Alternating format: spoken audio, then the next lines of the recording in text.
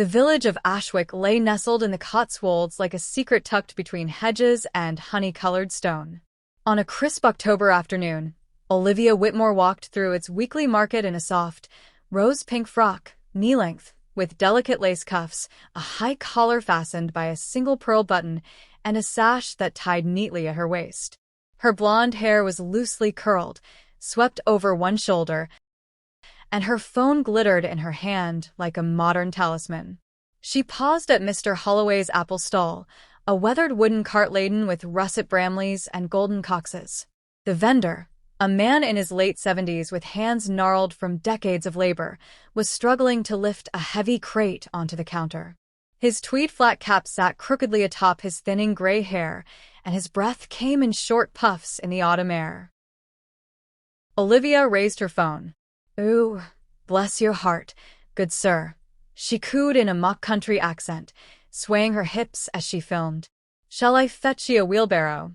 Or perhaps a nice cuppa in your golden years?" She giggled, zooming in on his flushed cheeks as he straightened, catching her eye. Recognition flickered in his gaze. "Miss Olivia?" he asked, voice low. "You used to bring me scones on Christmas Eve when you were 10. Your mum still sends preserves." Olivia faltered for a second, then forced a laugh. "Ah, that's sweet. Nostalgia's so vintage, isn't it?" She turned away, typing furiously. Within minutes, the video was live. Asterisk, old school charm, face blowing a kiss, hashtag village vibes, hashtag cottagecore. Asterisk, it gained 412 likes before tea time. At Ashwick Manor, her mother, Lady Whitmore, sat in the drawing room sipping Darjeeling from fine-boned china. A friend had sent her the clip. She watched it once. Then she closed the laptop, poured herself a second cup, and said nothing.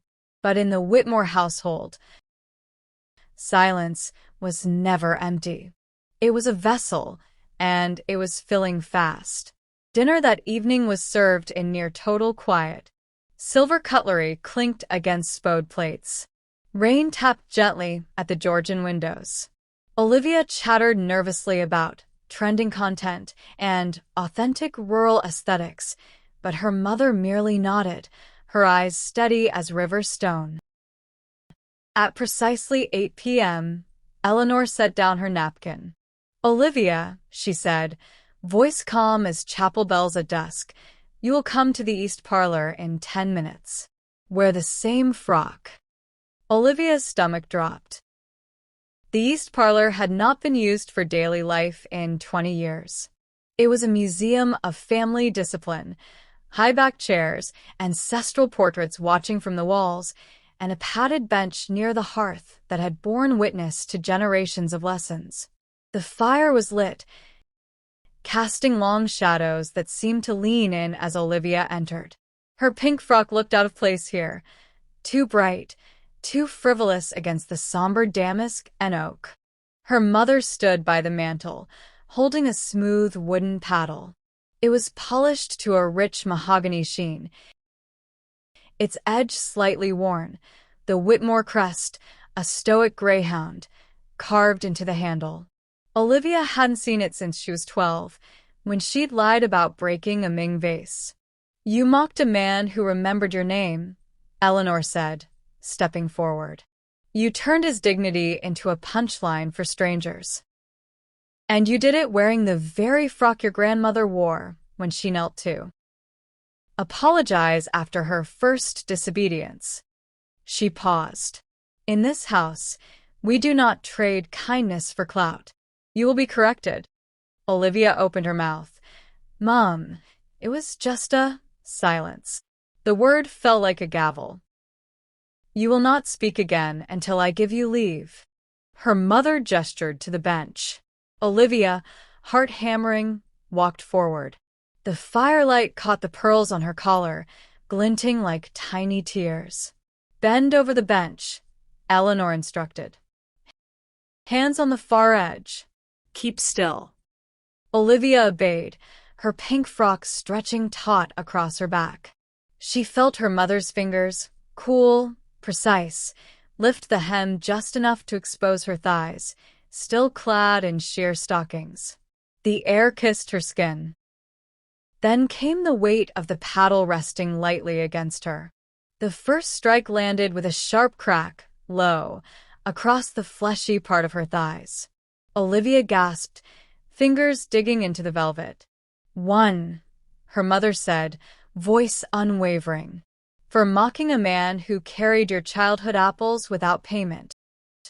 The second strike followed, firmer, higher. 2. For turning his labor into laughter. The third was the hardest yet, landing just beneath the curve of her bottom, sending a jolt of heat through her. 3. For forgetting that privilege carries duty, not just the right to perform, but the duty to protect. Olivia's breath came in ragged sobs. She wanted to stand, to protest, to run, but something deeper held her there. The unspoken truth that she deserved this, that the laughter had been hollow, that Mr. Holloway's quiet Miss Olivia had cut deeper than any lash. Her mother raised the paddle once more. 4 came the soft, terrible count. "For shaming the name you bear." The final strike echoed through the room like a prayer. Olivia cried out, not just from pain, but from shame so profound it felt like cleansing. She trembled, tears dripping onto the bench. Only then did Eleanor lower the paddle. She knelt beside her daughter, one hand resting gently on her shoulder. "You may speak now." Olivia turned her wet face. "I'm sorry," she whispered, voice broken. "I'm so sorry, Mum. I didn't think he'd see it." "He saw more than the video," Eleanor said. "He saw the girl you've let yourself become." The next morning, Olivia deleted every social media account. She bathed, dressed in a simple navy jumper and gray skirt, and walked to the market before sunrise. In her hands, a basket woven by her grandmother, filled with warm scones, and a jar of Eleanor's damson jam.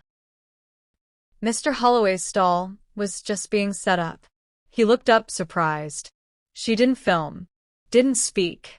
She simply placed the basket beside his apples, met his eyes, and gave a small, solemn nod.